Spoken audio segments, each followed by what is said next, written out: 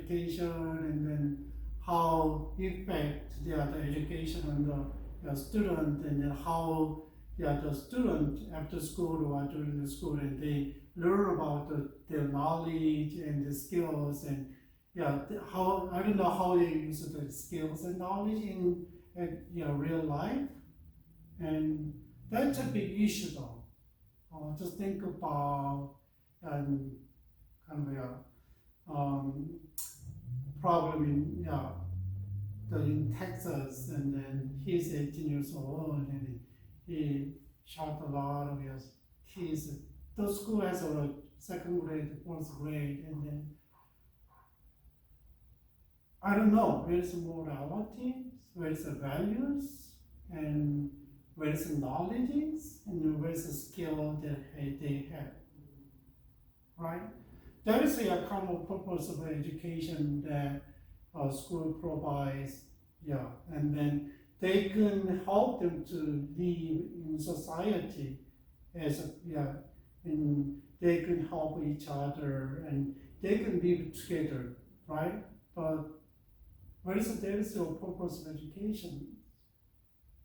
And I know it's a lot of problems in the family, at home, and they cannot deal with, right, because of financial issues and kind of parent issues and a lot of issues that the students are going through.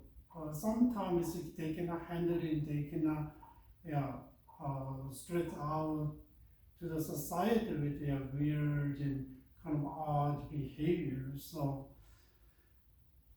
I don't,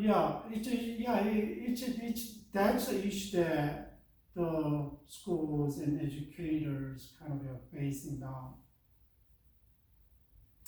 And I hope that you guys think about what is the purpose of education and what is the philosophy of the education, and what is how can you carry out this philosophy into next level, and aims and goals and objectives, right?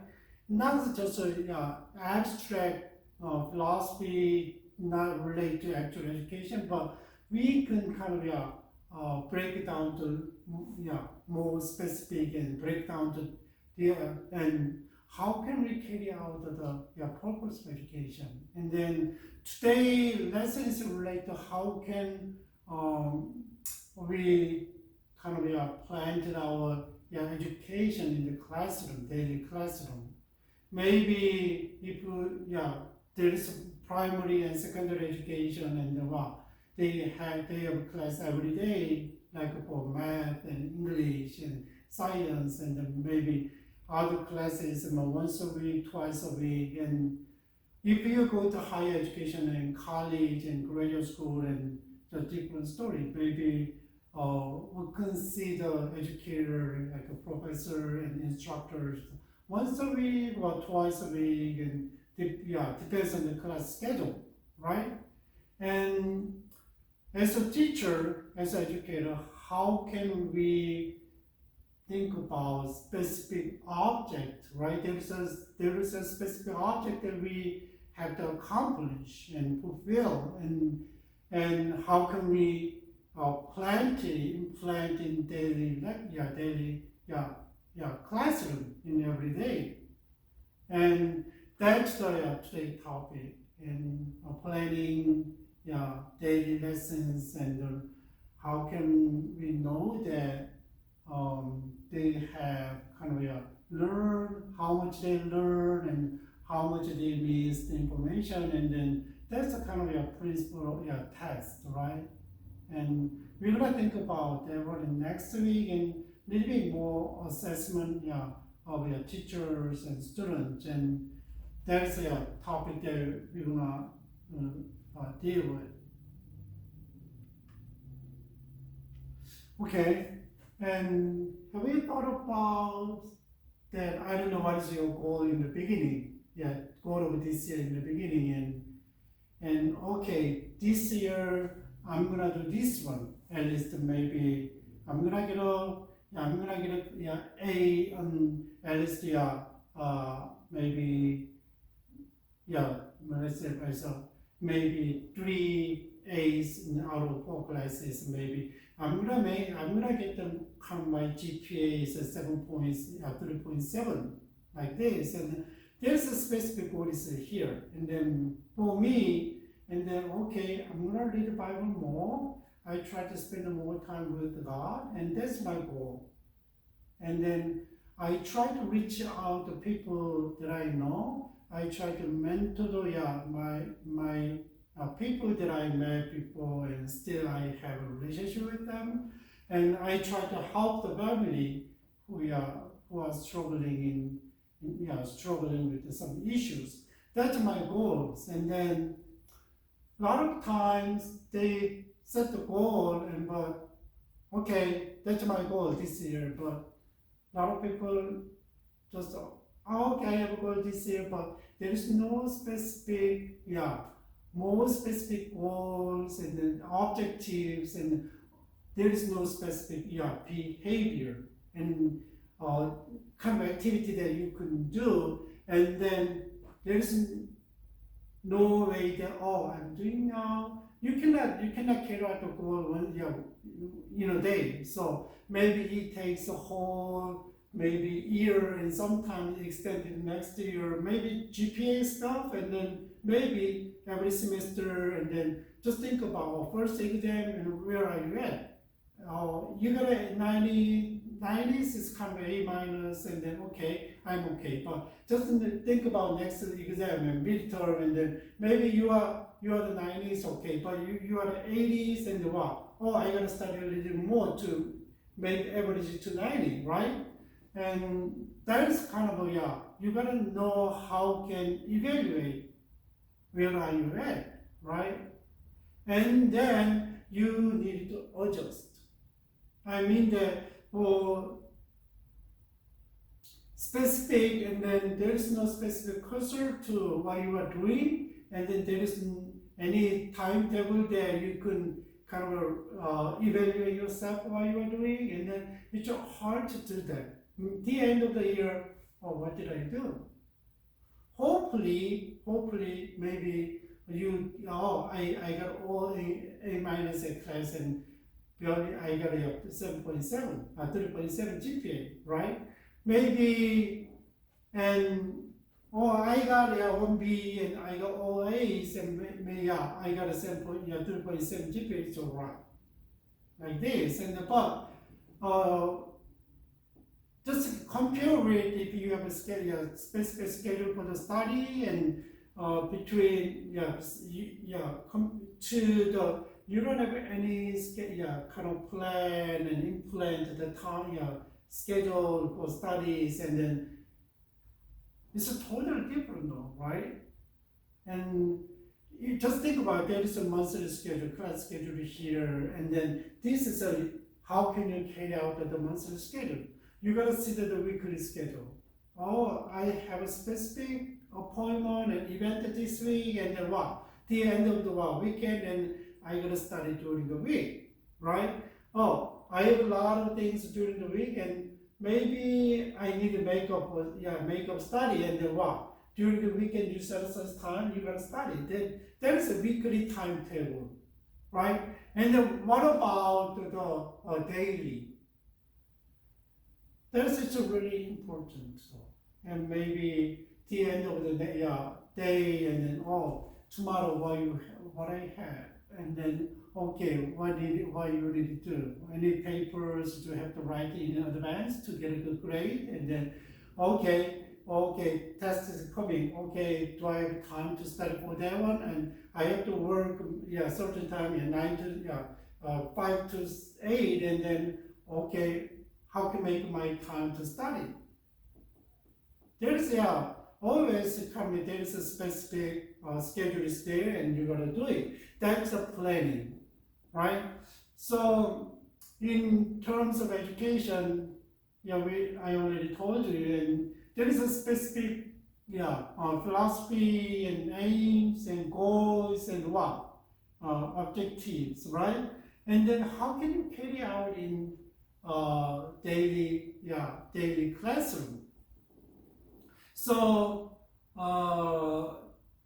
There's a lesson plan. Lesson plan is what? Teacher's daily guide for what students need to learn every day, and how will be taught, and how what learning will be measured. So just think about students need to learn what they need to what. There's a content is there, and how can teacher needs to think about how can I deliver this knowledge and skills, how, and then you gotta see that is it delivery effectively or not. How many students can understand what I taught, and how many students didn't understand what I taught. How can you measure? That is a when you plan you got to think about it. And so lesson plan helps teacher to more effective in the classroom by providing detailed outlined to follow each school class period. And that's why there's a class schedule, right? There's this in principle we are teaching and learning, and look up what kind of material you're gonna teach in the classroom, and then maybe math, right? Algebra 1, algebra 2, and then you know the whole subject. Maybe you can follow the chapter, but you gotta know which chapters, which day you're gonna teach, right? And what is on the day the lessons, and how can you teach? Just to show the method, and just write down give you basic principle and teach them how to solve a problem, and maybe I don't know how much students are gonna understand. Some of them they don't have a basic knowledge, and then they need more explanation to get there. Some of them have already knowledge know the basic knowledge, and they need the next level. It's too easy. How can you tune the classroom?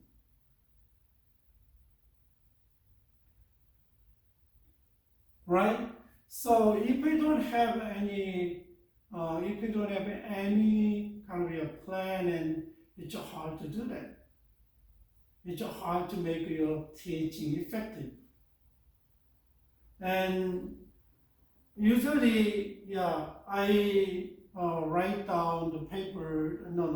I make it a simplified lecture note, and then try to make a PowerPoint, and then try to see. And I usually research a little more about the material related to the topic, and then see which one is better to deliver this knowledge to students in order to make them understand, right? And okay, anything is this terminology as a background, and I gotta look it up, because I never seen this these terms, right? And try to write out and Google it and understand the terms, and then sometimes the terms are different from education and philosophy and other literature. That's why I always if I don't know the term like yesterday and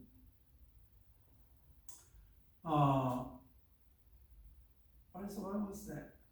I'm gonna teach you wash effect, something like that, and then I never heard, and what is that one?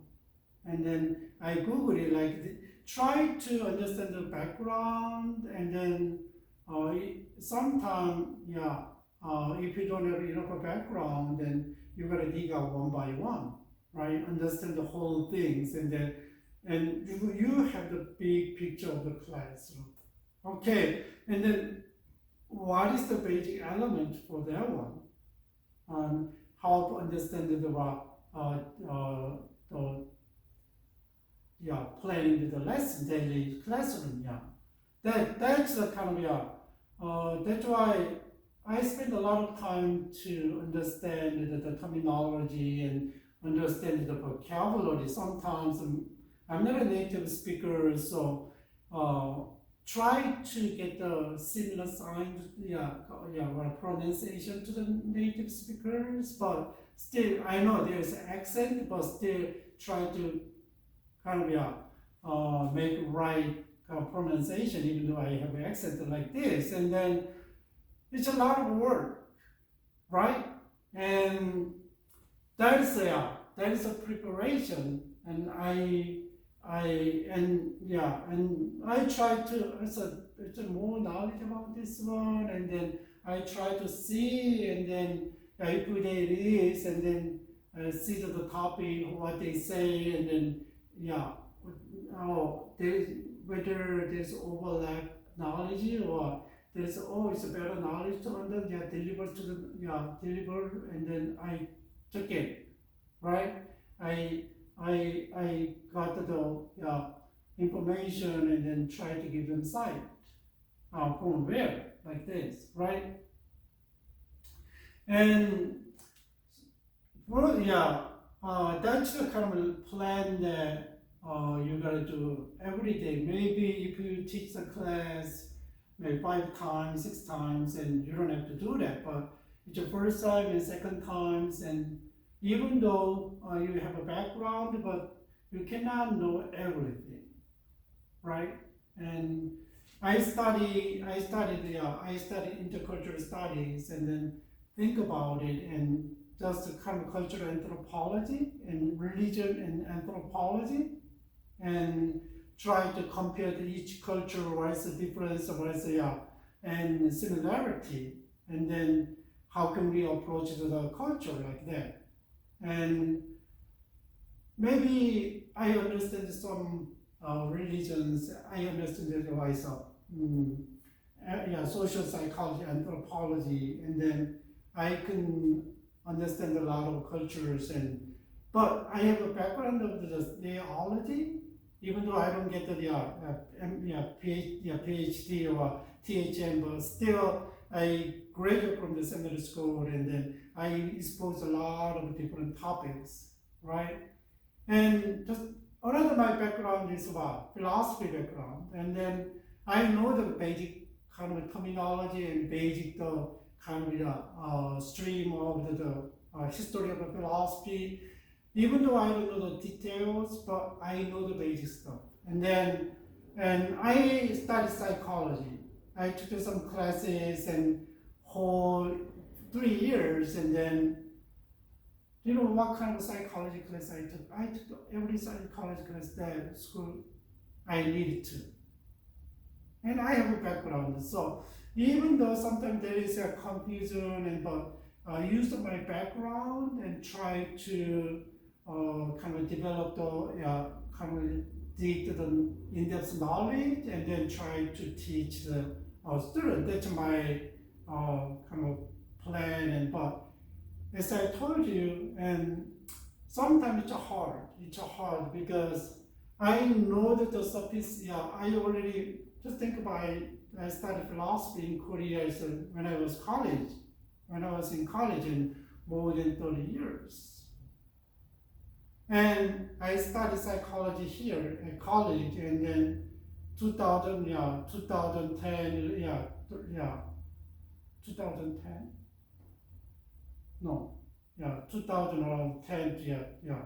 it's almost 20 years. My fresh knowledge about is missiology and religions and anthropology. But always we gotta know that you are using your background knowledge, but sometimes you gotta prepare. Maybe math and science class is different from the humanity class and literature class and social science class, right? They're different. Keep changing, develop a lot of research are coming out, and see the different perspective and different theories, right? So keep reading. I know sometimes we cannot stick to the old one. Like when you read the paper, write a paper, within the 10 years, it's kind of a good resources, but after more than 10 years, that's not going to too old. We gotta find another another resources, but if there is no, maybe you can make an excuse, but when I write, but still we gotta research a lot to, deal with the, not kind of, teach the balanced knowledge in social science and, humanity class. Anyway, when you plan out the daily class and what you need to do, what is your criteria? Objectives here, right? Daily classroom objectives. Oh, I'm gonna teach today is about how, like this, a learning theory, right?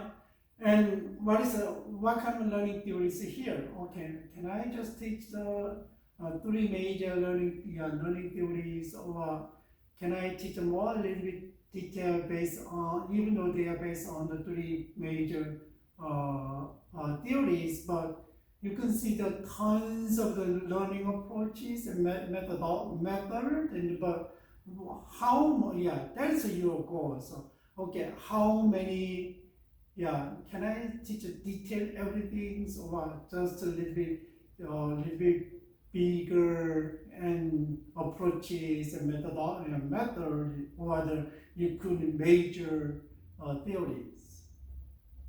That's the kind of, you gotta set the goal, right? How can you teach? And you can just, can I teach just verbally? And okay, can I use some pictures and some diagrams? Okay, can I use any demonstration in front of class? Okay, what can I bring the kind of class related to these theories? Behavioral theories.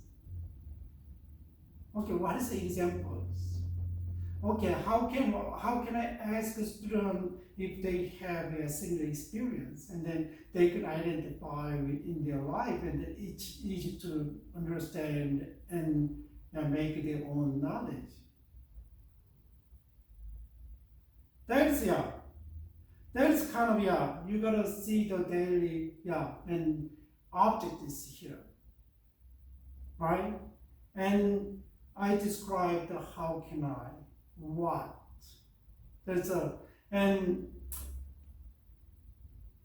But when you make a kind of object like this, and then when you everyday daily classroom and daily lectures, first of all, not just knowledge, but not just abstract, and be specific. And just think about the student and who kind of listening to the teachers, and they're sitting in the classroom, and then there is no specified, and there is no kind of breakdown, and there is no specific explanation, and then it's hard to understand, right? So we gotta be specific. And that is kind of smart. I learned, this one is fair. I learned when I was in college. It's not for the education. This is for my personal devotions. How can I apply the daily lesson from the Bible to my daily life? And reading the Bible and think about and try to learn some lessons there, and how can apply this one. And maybe I will do it not like this, specific, how you can do it, there is an object, and then how can you specify the object? And the object is measurable. And I said, okay, after the end of the I was use that one, but some of them a lot of people use it in the education too, and then I like this, and I read the Bible this morning, and I'm gonna pray for the people. Okay, that's your lesson. I'm gonna pray for people. It's not specific, right? If you make it specific and pray for people, what? There's a specific? No. Who? Who are you praying for? Do you know that they need? Do you know that they're prayer request? No. Maybe, and then maybe you can, I'm going to call this person, make it a little bit, and ask them how they are doing. And I'm going to ask them, there's a more specific prayer request. Right? A little bit just, I'm going to pray for people and different, a little bit specific. And then, what about measurable? How can you, I'm going to pray for people, how can you measure? Maybe you can measure like this. Right? So I know. That's my experience in another education setting, but my personal experience, and then I try, it's easy to explain that why I'm using my personal story. And how can you measure? Measurable. Okay, I'm going to pray for people you cannot measure. Okay, so you can see that the daily timetable. This time is available, but I haven't talked to my James and for a while, and I'm going to call him, and then you can give him specific spot on, and then I'm going to pray for him. Talk to him, and I'm going to pray for him. That's measurable, right? The more specific.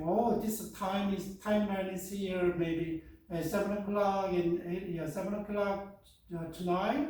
Maybe I'm going to call him, and then if I talk, and even though I cannot talk to him, but what? I'm going to pray for him in general. That's measurable, whether you do or not.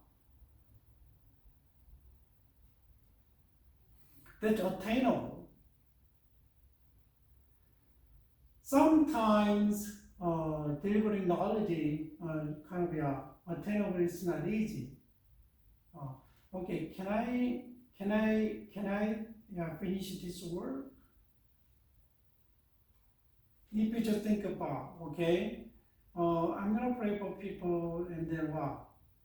You find your specific time is available for yourself, and I'm gonna ask, but whether you can talk to one or not, and what?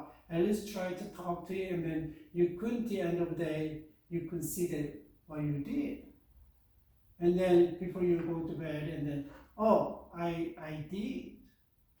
I was so busy, and maybe I'm gonna pray for people, but during the day so busy, and you cannot make it time available to contact people, and then if you don't, you know that your friend is there and struggling with something, and then you set up the kind of a table. I'm gonna pray for her this morning or afternoon, like this. If you don't do it, and then it's not attainable.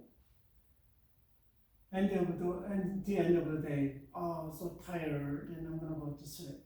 But I don't know whether you have time to reflect your daily life, and then in the morning I start with this, and but at the end of the day, what was my day today?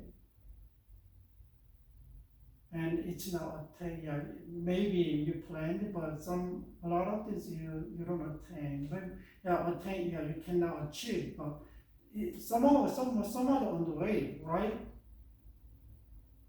That's attainable, achievable, you can do it. What about the relevant? And there is relevancy.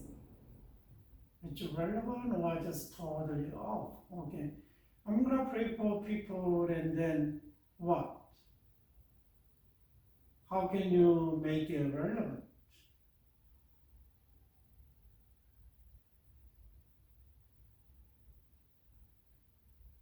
Think about it yourself. Do you need a prayer? Do I have a prayer request? What is my prayer request? And then, so really, if you want to see find the relevancy, and then you got to contact with them. At least you try out. He needed some spiritual need, as I do, right? It's a time based. Now I already take and time based. Can you achieve the today or maybe during the week until next week or at the end of the week or you need 2 more weeks and what? Whole months like this. So sometimes in terms of education, each classroom there is some topics and maybe some are related to each other, but keep developing. Maybe if you have kind of a topic about learning theories, and then today just maybe you can introduce 2 out of 5 and give them kind of a background and give them histories and how they do and how they apply, and time is like 1 hour, you cannot do it, right? And then you gotta divide in whole week, or maybe next week. Oh, I'm gonna do this one today, this week, today, and tomorrow this part, another 2, next, and maybe 6 and 8, and then the end of class, maybe next week, and then you can compare, make a chart, and then kind of summarize and make sure they understand. Time-based. That is really important. So, and lesson object should be, this is not absolute. Maybe you can add something, you can take out something if you like, but at least if you have this idea, and then it's easier to plan what to do, how to do, and then you can see whether you can finish or not, right?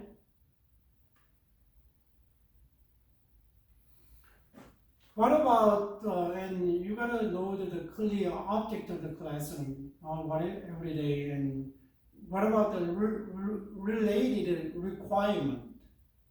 What is the related requirement? I already told you, okay, I'm gonna teach you the learning theory today and behaviorism. Okay, how can I explain? Maybe I can, as I saw you, and then classical conditioning and operant conditioning, and there's a pictures there, but okay, for visual and actual setting, and then maybe I can do. Can I do some experiment with the children, and then like this, and then okay, I can give you some quizzes, and then who answered thoroughly and right, and I can give out some chocolate, kind of reinforcement, right? And then if we come maybe, and we can celebrate who today like this, and then who was the kind of start with and see like a 70s, and but now his study is kind of 80s, can improve in his study, and in terms of test, and then we can acknowledge in front of the people. That's a positive reinforcement.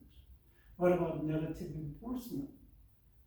who disturb and play in the classroom and then, okay, stand up and time out. And what kind of materials you need? Do you need some props? Do you have any class activities to make your lesson effective? Like this. Higher education in a college, like maybe you could discuss in the classroom. You can turn around and make groups and discuss about that one. Maybe personal experience and all kind of stuff. And then that is maybe one of the activities, right? And what about the lesson material? And you're gonna give it a lesson, but sometimes when you come to class and professors and teachers give them extra handout to help students understand better, right?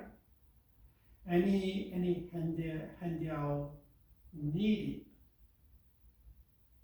What about textbook? Nowadays there is no textbook. What is primary education, and usually they use a tablet, and they need any extra reading for college students, and they need a kind of if they have the paperback textbook, it's easier to flipping on back and forth and then like this, right? Think about any visual aid, wonderful props. Okay, maybe you can make a class activity in front of take the volunteers and do something, right? Role play in front of people like this, and then sometimes you can use posters, and sometimes you can use a nice PowerPoint, design PowerPoint, right? Visual aid. Maybe if you can draw something, maybe you can write down the board and then make it visible.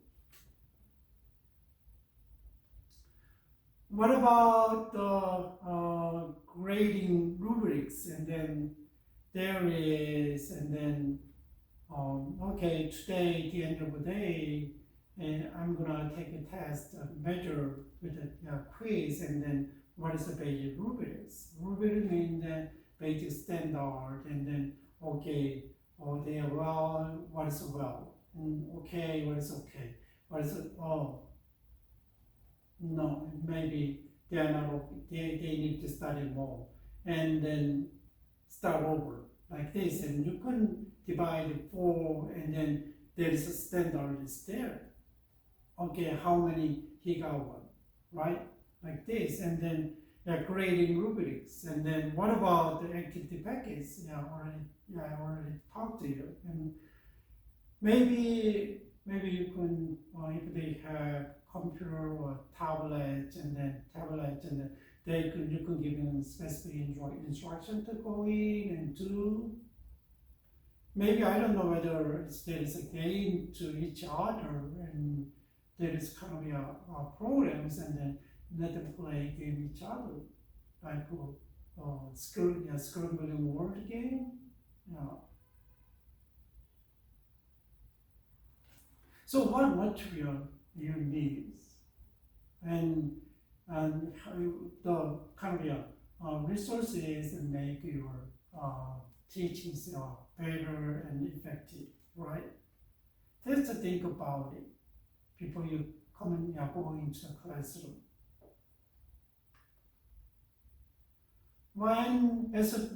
Just think about you have everything, right? Okay, object is here. Any related requirement, and any material that you have. Okay, you have everything and all set it up. And how can you execute all things? How can you execute? And lesson procedure you gotta think about. Okay, I'm gonna start over here, and then what are you gonna do? And maybe you can use a PowerPoint, and then maybe you can use a note and write down the note and give you kind of not lose your track and then help you focus on what you are doing. Okay. Maybe you can use the answer to questions, how you introduce the topic and what's the best way to teach the information to your students, and how can you incorporate problem solving and critical thinking. And what's a real life scenario related to this topic, and what this topic lend itself to group work. You can question about it and prepare, and then okay, and then you have a specific idea, and then you can see the whole topic, how it goes, the topic, and you can put it in, right? Maybe you can think, do I have to that detail? Maybe if you have experienced a lot, and then maybe you can jot down something, and then you can not lose a track. But sometimes if you don't prepare in detail, then you don't know how to do that. You skip a lot of things, and there is kind of help you the kind of whole basis to make the kind of procedure for your classroom. Whereas first, explore,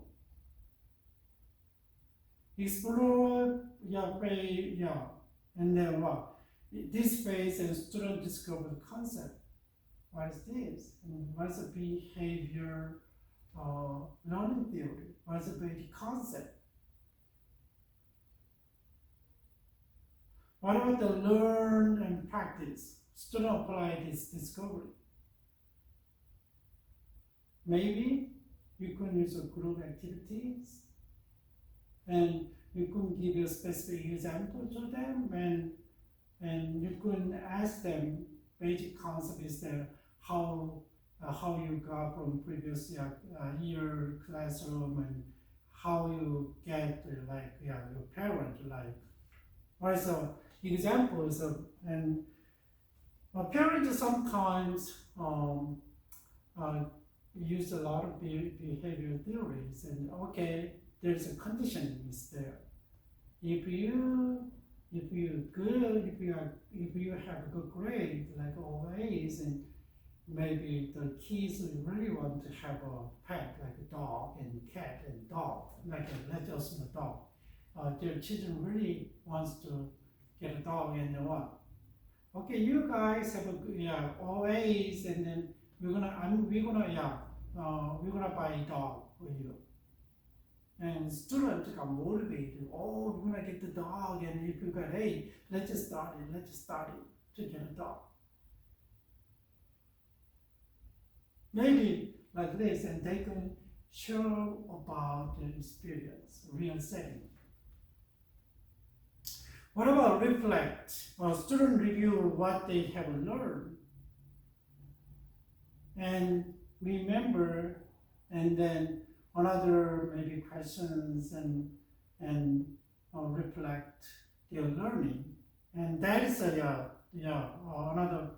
phase. And then the last one reinforce student apply the knowledge to problem solving scenario. Maybe make sure whether they completely get it, or maybe 80%, 90%. And you can reinforce that like this. That's behavioral theory. That's a kind of a procedure. And then explore and learn and practice and reflect and reinforce. Maybe you can use not just a formal classroom. If you helping the Sunday school at churches, and if you volunteers and some teach, and then was needed kids, and you can use that one. any. So my daughter, she tried to help the Cambia people who moved from other countries, and then they want to learn the English, and then she got engaged and then tried to help them.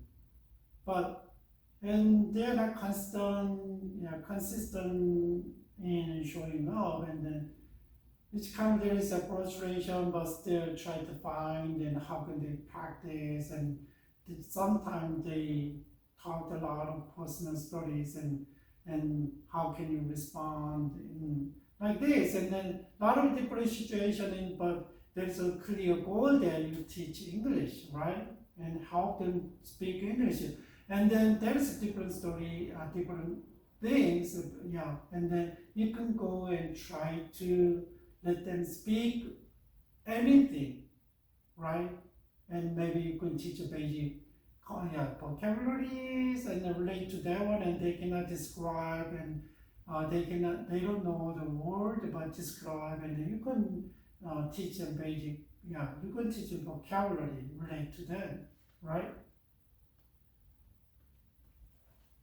And then what is the last one? And assessment method. And okay, you teach and student learn, and then you use your methodology, and then how can you assess how many percent, how much student understand your teaching, right?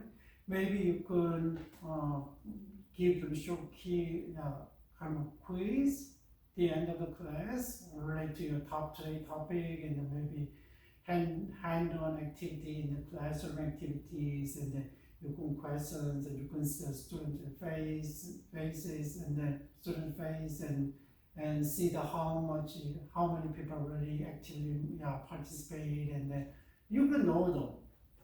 And what about writing assignment? And then you can before you leave the classroom, and then write some. And maybe you can give them a writing smartphone, and then 20 next week, maybe. And group presentations, and group coming together, working together, and reorganize their learning and present in different ways, and exercises, and like this, and before they leave the class, and then write down about learning theory.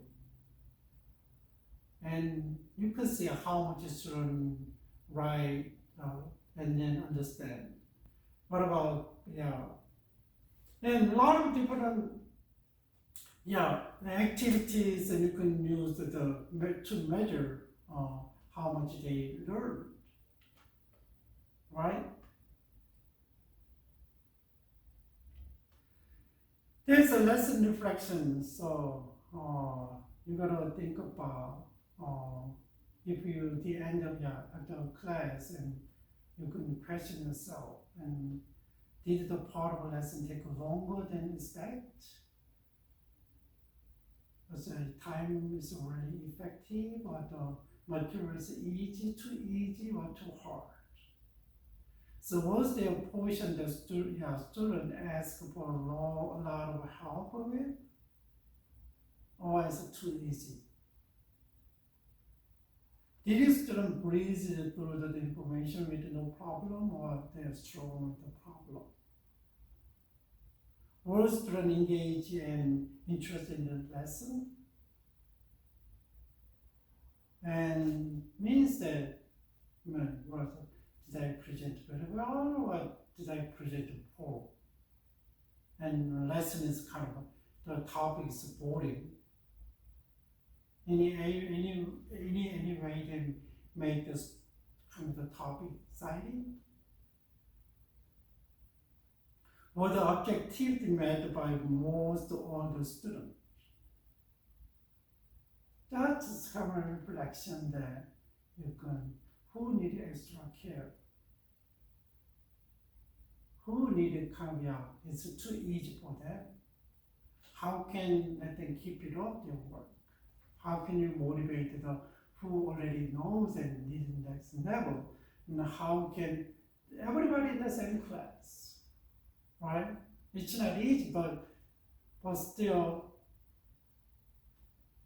you can adjust, and maybe you need personal interest and care.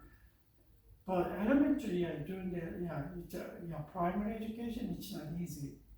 Teacher teaches everything.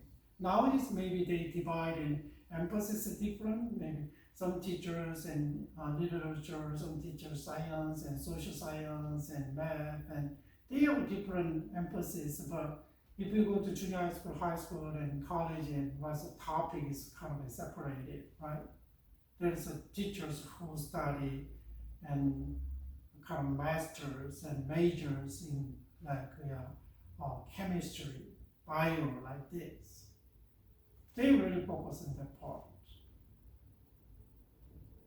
So if you go to lesson plan templates, and then here is currently I found out the website, and then what is good to you, and then what is good for teachers, and then everybody has a different kind of preference, right?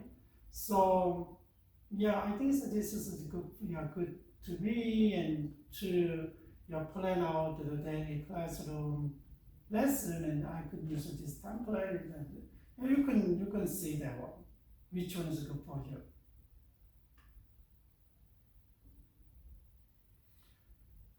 Okay, that is a kind of a daily kind of a classroom lesson, right? How can we prepare for? It's not just for the classroom. Just think about your work, and think about and other things. If you plan like this, and it's easier to see what you are doing. And maybe you can use the time effectively, and maybe you can achieve something more than you think. If you plan and like this in your real life, for your life. And just let's think about more tests, like a principle of a test, and then I got that, and what's a test? Test is the way that kind of, how much a student understand and learn the knowledge, right? So as a teacher, they can know how much they understand, and they got it, and you could evaluate.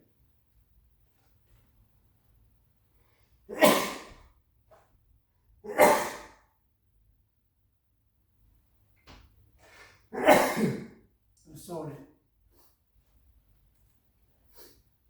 That is the purpose of the test. And basic concept of test. Okay, you're gonna measure how much is student learning, and what level, and how they are in. The purpose of a test is what? The test is about assess the performance of a student, right? Maybe some student is already doing well, and then A+. Some of them is they missed a lot of things and basic concept, and maybe they cannot apply the concept in this, and then you can know that one. So I talk to my kids, and if you got a 90%, and if you got a 98%, 97% is totally different. Maybe if you got an A with 90%, if you got an A and with 97, is totally different. They agree with me. But I don't push them to get an A with 97%. I hope that, but I don't push them to do that. But think about, I let them think about, if you get an A, if you get a B, if you get a C, and their understanding level is totally different, right? C is passing level. Passing level is what? They missed a lot of things. What is the F? F means that still they understand the basic one. 70% maybe it's okay, but not detailed. What about 80%, 90%? 95%, totally different understanding.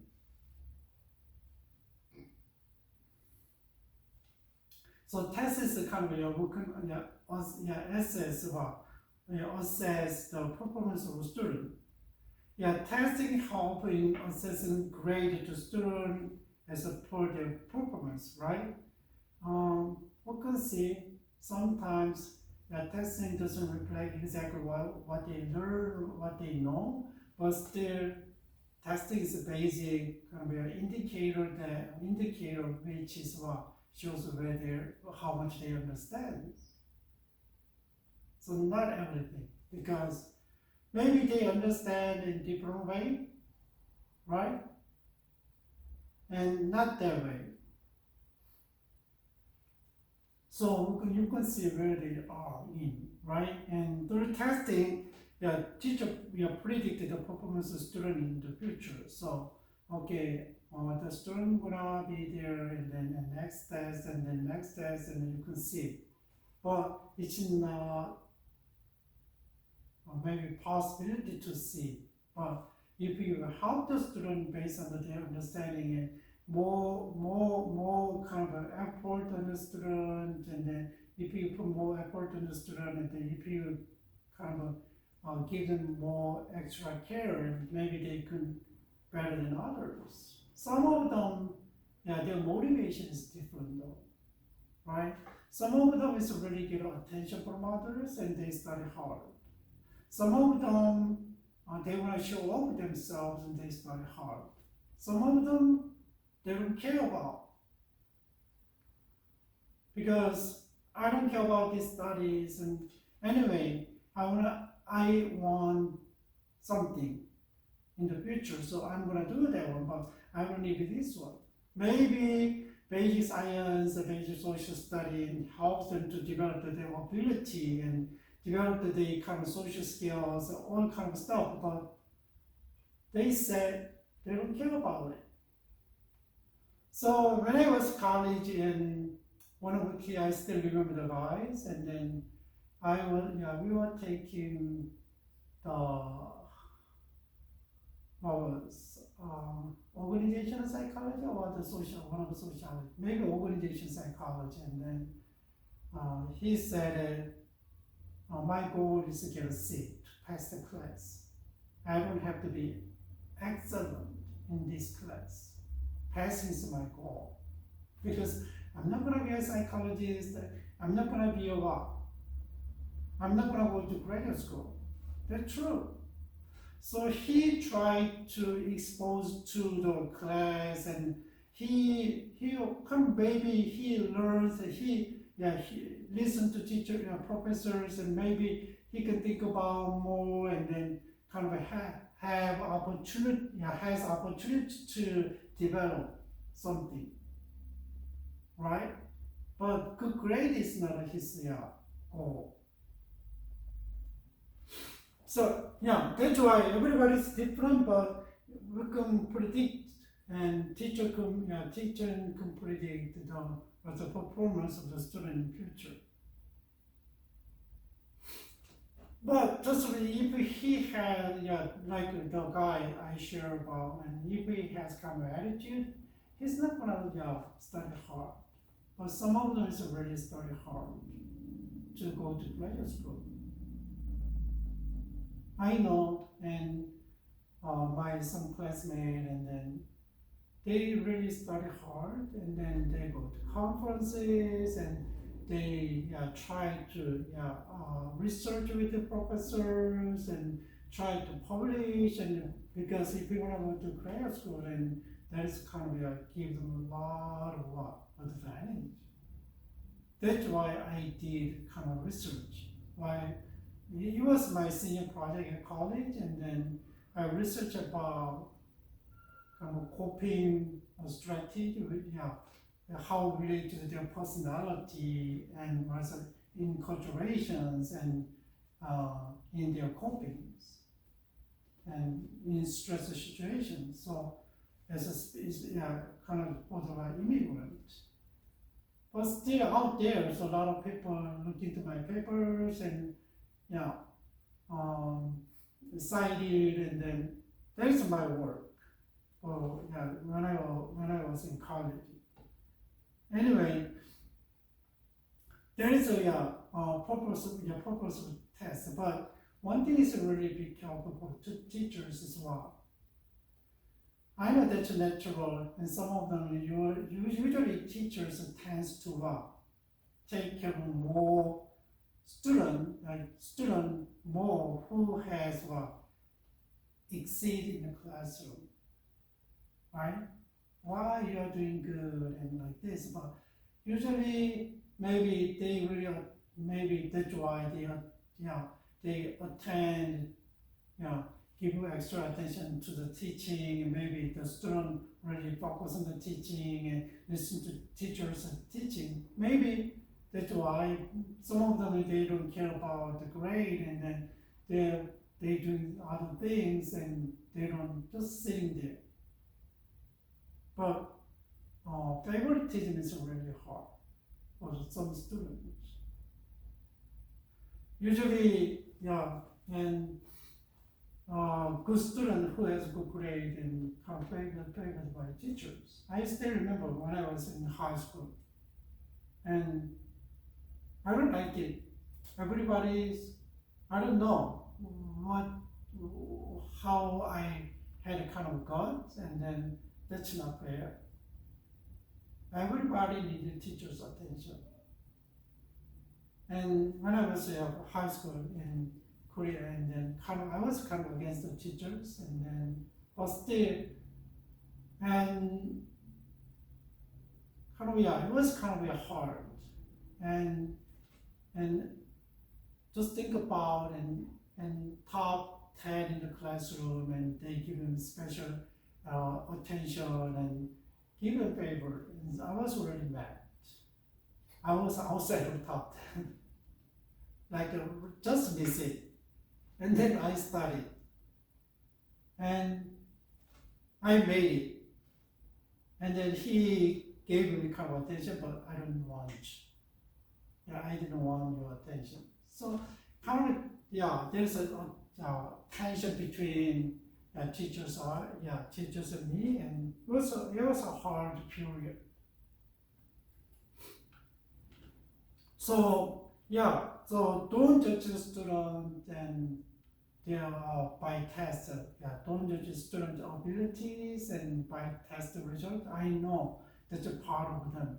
They may be excellent in other area, right? So some of them they are interested in kind of math, but they are interested in art.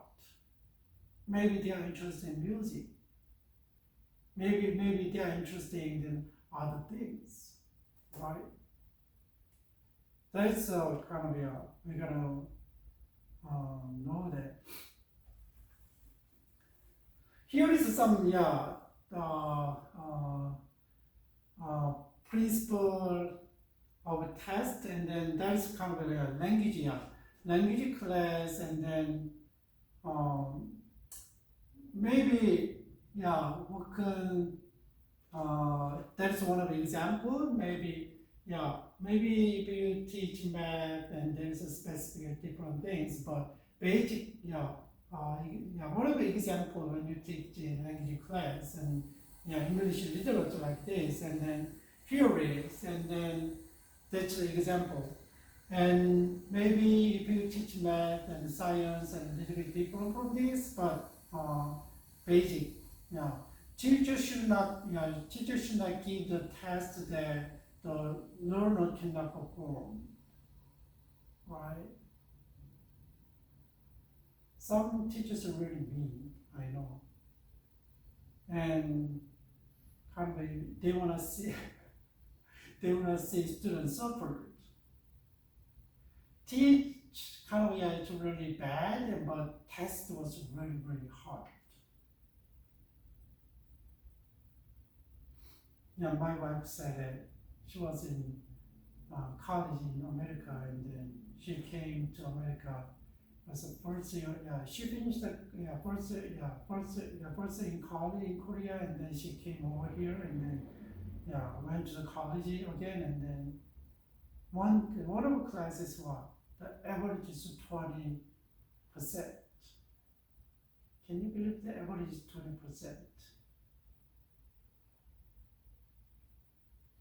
Maybe the concept is hard for them, but it means that they don't completely understand what they learn. And there's problem understanding concept and application, and right? When I was in high school, sometimes the test was hard, right? Usually we have a multiple choice and we can choose one out of four. There was a multiple choice, you can guess a lot. 1 out of 5, but depends on how you make. A, B, C, A, B, like A, C, and none of them and all of them, it's really hard. Even though it's a multiple choice in maybe 1 out of 5. That was really hard. When I take a bio class here, and then always that A, B, and both, none of all of them like this. A, B, C like this, and usually I had to choose 1 out of 5 or 6. And when I was in college, when I was at high school in Korea, and then I don't know kind of test, and then he made also answer out of choice answers. It's not one answer, he said it. So if you don't completely know, and then once a high school is kind of 50%, and answer might be 2, 3, but you gotta choose out of 10. It was really hard. There is no partial credit. And then if you miss that one, so cut line, and then you got whacked by teachers. Whacked by teacher, right? So everybody kind of whacked with a small step. Yeah. And another is kind of principal test is what? The learner should be given clear instruction well. Clear instruction. And sometimes, I know, depends on how understand there's a lot of different way, but teacher wants to teach some way, and then it's not clear to student, and then student cannot make it. And then my daughter said her teaching, she was in graduate school, her teaching style is really, she doesn't like it. And then a lot of different choices, a lot of questions, and but she wants to stick on her way. But I think so my daughter is kind of hard to understand what what professor wants to kind of do. And that's why she said the question is not clear. The question is not clear. So when you test, you gotta be really be clear. I know I had experience, and then sometimes the teacher used to do as a problem bank questions from the problem bank, and then if you as a teacher you couldn't buy a book, and then because we are instructor, and then you could use a problem bank, right? But not for the student, and they used the problem bank, and but it's not always right. And once, and then she kind of had a question, and then my choice was different from the problem bank, and then I go to her, and then look at this, the book said this one. I don't understand this question. Because I got wrong, and then teacher said she didn't give me clear instruction, and then but I was wrong, like this. Teachers should test the outcome of the product, what they taught their learners. Don't other thing too hard. You gotta know the student level, and then maybe you assume that I taught the basic principle, and then you couldn't give the higher level of the question. It's hard. Depends on the school's policy, and depends on the teacher's expectation now. You gotta know, right? But at least and test what you taught the learners. There is a wash bay effect, and don't use a technique. Okay, you teach and something and give them more kind of attention and kind of stuff, and students more use the attention, and then also test the result is what. And teachers really emphasize this one and test the result, even though they don't understand other things, and maybe that is important and maybe emphasize a lot, and student got it and what impact on the test, positively and negatively. And that is wash-bay effect. That's a word that I never heard, the wash-bay effect, but I got it, right? There is a basic kind of principle that when you make a test, and when you test the student, and then you gotta know what you teach, and to look at their level though, right? The passing level and exceeding level and different.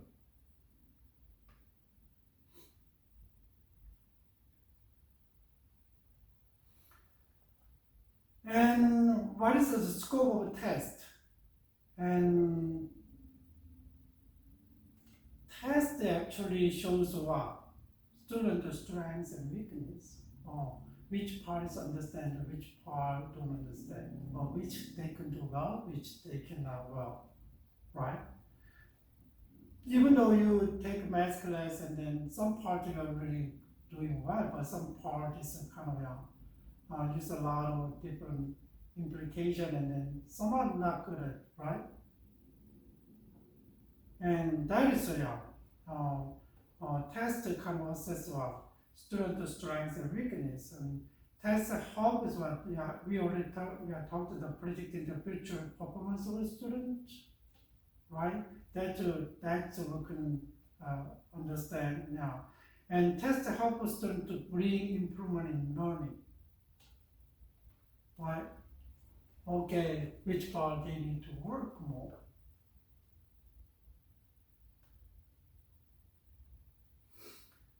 And another thing is that we gotta know that how assessment is evaluation is different. Depends on how they define, but I got that one. And then assessment is a feedback from the student to the instructor about their learning. Assessment.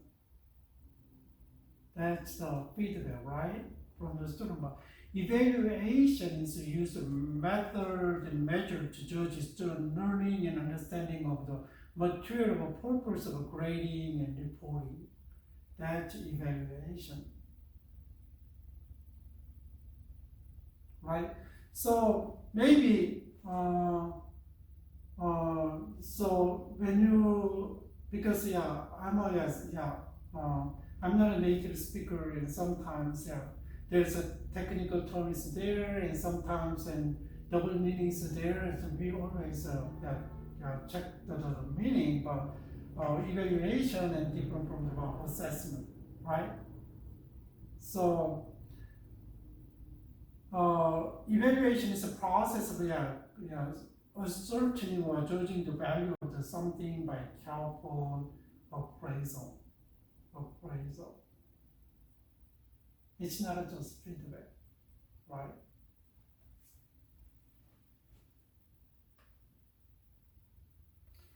And what is the kind of test is feedback. That's why you can give them, and part of your assessment, test is one of assessment, and then what, and you can know how much they write, how much they know, and assessment, evaluation is a whole packages. So just think about when you make a report card, and how can you make it? Not just from the student grades. You're gonna watch the behavior, right? and watch the kind of behavior and watch their participations and kind of is that we really except of the thorough kind of observation where with the thorough observation where the test score and then you could make whole picture. So I don't know whether you guys see the report card from elementary school. They had a lot of different criteria in social science, 1, 2, 3, 4, and 5, 6, and then they give the result. Oh, this is 1, 2, 3. Another criteria, 1, 2, 3, 4, 5, and then oh, this is 4, this is 5, like this. There is no A, B, C, and but there is a lot of divided area. It depends on the object of the class, and then they kind of grade based on the test, based on the classwork, and based on the assignment. What is the purpose of the evaluation? And evaluation is to determine the level of the knowledge and understanding of a student holistically, not just with some part of it, not from the homework, not from the just test, not from the just class activity. You gotta see whole things, right? So determine level of the student clinical performance and actual setting, and clinical with the actual setting, right? And to become aware of the specific difficulty of individual student or the entire class as a basic for the future teaching. That's evaluation. Mean that you gotta know a lot of the evaluation use multiple facets of the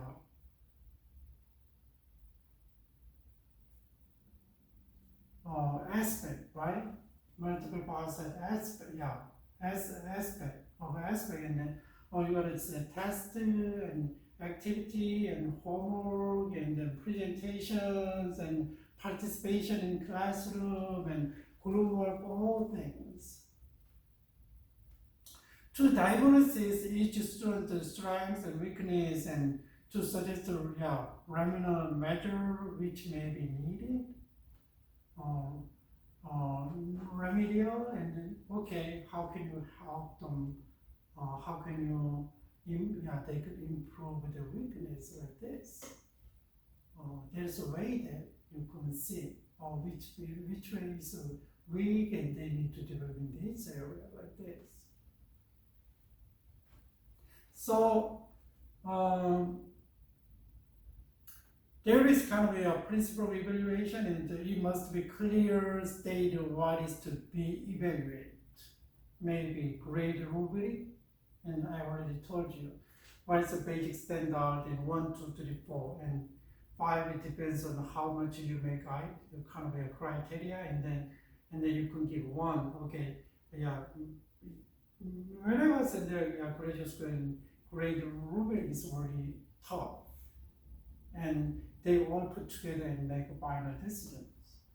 So clearly, so how you gonna evaluate student, right? And like a test, and when you evaluate them, okay, not to make a complete student, and then was okay, 93 point over is A, and 90 to 93 is A minus, like this. And use the variety evaluation technique should be used for the comprehensive evaluation, not just the ones. Okay? Okay, some of them is a really good at test, some of them are really poor on presentation. And how can you evaluate student? Because maybe they understand it really good, but what about social skills? What about the presentation skills? Writing skills? So different. So we gotta see the multiple, lot of techniques and ways, and So evaluator should know the limitation of different evaluation techniques, and then every technique is not perfect. It's not perfect, right? We gotta know that what's a limitation, and then we understand the limitation, but still use the, but always maybe this method is kind of weak on this one, and you can use another method and kind of see, and that's why you need to use the variety of the evaluation techniques.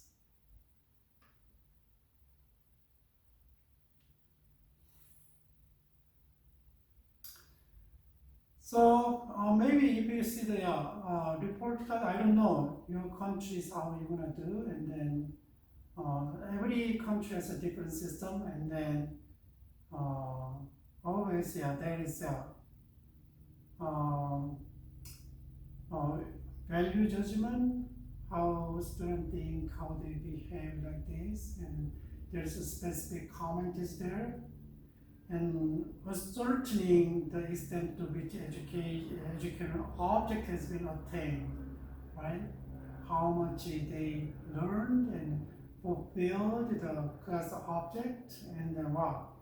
And effectiveness of appraisal of method of instruction, and you gotta consider one. And what about the identifies the student strength and weakness, and difficulties and problems and needs and demands, and just all things we need to know, and provide a baseline or the guidance and counseling, right? That is kind of scopes that you need to know.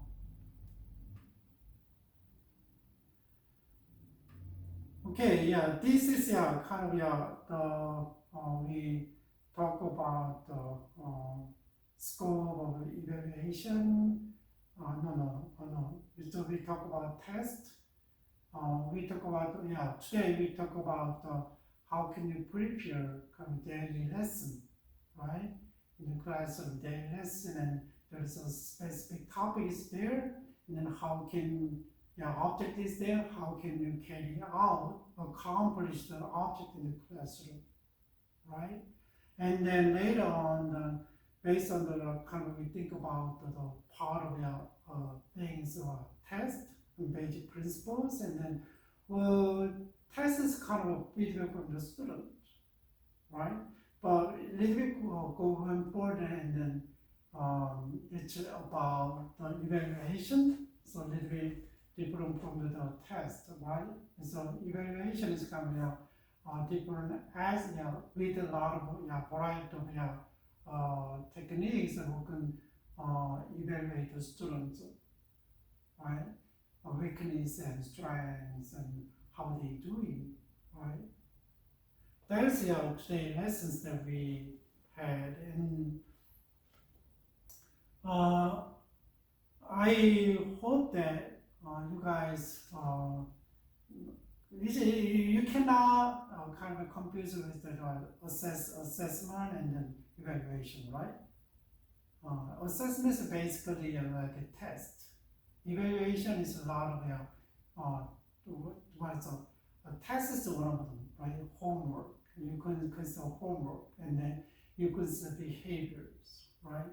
You consider how he can do the group work, and how he can act in the classroom, and like all things that relate to students, not just academic, and you consider their value, how they think, how they behave, right? What they think, all things that relate to the evaluation. So I don't know. If you see the primary school, and maybe every school has a different evaluation, the report card and grading system, and based on the test, but still they consider all things, right? And they, it's easier, and then how they, if you see, and then maybe you could, I didn't put here the about evaluation template, and then aspect, yeah, I already talked about the aspect and scopes, and then varieties, and then uh, we can uh, we can see how a little bit different from other things, and then later, and that is a basic idea about preparation of lessons, and then kind of get the feedback from the student for the daily lessons, and then go further prepare for the kind of evaluation whole student, students. And okay, today is kind of it's like more specific, right? And maybe and that one is kind of related to the whole education, actually involved in the up to kind of planning from the philosophy to in the classroom, and then how can we make more effective? That is next week's topic. How can we make more effective for teachers and to students? That is and more we can talk about that one. And I hope that so maybe if you are interested in education, and maybe you can see the whole process, and then it's not just for the school education, and if you have your school education and maybe institutional education or whatever, any kind of education, other institutional education, still we can, if you go to job place, it's the same things kind of applied.